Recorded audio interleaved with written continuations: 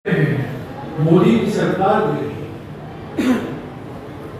तो हम इस स्थिति में नहीं है कि हम कॉन्ट्रैक्ट दे सके या कोई पब्लिक सेक्टर कंपनी को भेज सके या ईडी और सीबीआई का इस्तेमाल करके धमकी देकर उनसे हफ्ता वसूली कर सके। यही है बीजेपी और कांग्रेस के बीच में।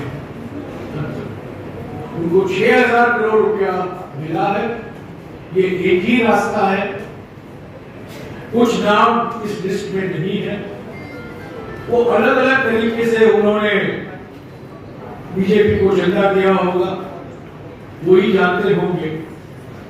पर ये कहूंगा मैं कि चुनाव शुरू करने के पहले ही बीजेपी ने सर्जिकल स्ट्राइक किया है कांग्रेस के खिलाफ। 2019 में आपको याद होगा सर्जिकल स्ट्राइक। 2024 का सर्जिकल स्ट्राइक क्या है? खाताबंदी। हमारे खातों को उन्होंने झंडे बक्से में डाल दिया। हम हमारे बैंक अकाउंट ऑपरेट नहीं कर सकते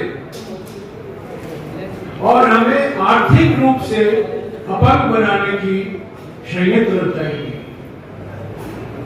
चुनाव प्रचार से लड़ा जाता है, विचार से लड़ा जाता है, और पैसों की भी खर्ची होती है प्रचार के लिए, मोबिलाइजेशन के लिए, पब्लिसिटी के लिए, एडवर्टाइजमेंट के लिए। कांग्रेस पार्टी को जानबूझकर आर्थिक रूप से अपंग बनाया जा रहा है। कांग्रेस पार्टी के खिलाफ खाताबंदी की जा रही है और ये सर्जिकल स्ट्राइक कांग्रेस पार्टी के खिलाफ। इससे हम लड़ेंगे, इससे हम डरेंगे नहीं। हालांकि हमारी जो संस्थाएं हैं वो आज निष्पक्ष नहीं है। हम हाईकोर्ट में गए थे, हाईकोर्ट से हमें राहत नहीं मिली, सुप्रीम कोर्ट जाएंगे, उनके दरवाजा हम खटखटाएंगे।